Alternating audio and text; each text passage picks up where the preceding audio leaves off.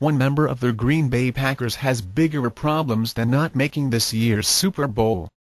Defensive tackle Troy Guion faces felony charges in Florida for having over 350 grams of marijuana, $190,000 in cash and a gun, a police report said.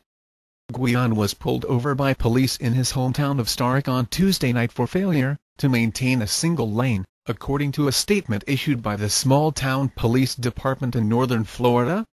As the officer was behind the vehicle, he reports that he could smell a strong odor of marijuana coming from the vehicle. The driver, later identified as the 315-pound Guion, was partially hanging out of the driver's side window, and asked the officer if he knew who he was.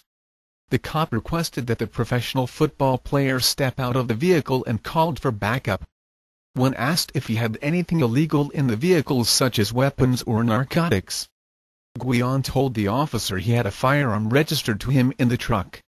Once the additional police units arrived, the officer began to search the truck, due to his probable cause established by the strong odor of marijuana coming from the interior of the vehicle. The Packers player was extremely uncooperative and hostile during the initial inspection of the truck, and the officer said in the report that Guion kept coming toward the vehicle several times saying, "Hey man, my money is in there.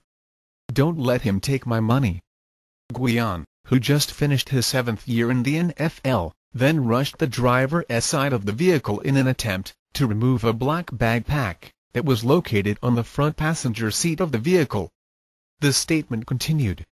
He was then secured with handcuffs for officer safety. In the bag was 357 grams of marijuana, a 9mm semi-automatic handgun and $190,028.81 in cash. The pot was in 2-gallon-sized Ziploc bags. Possession of more than 20 grams of marijuana is a felony in Florida, punishable by up to 5 years in prison.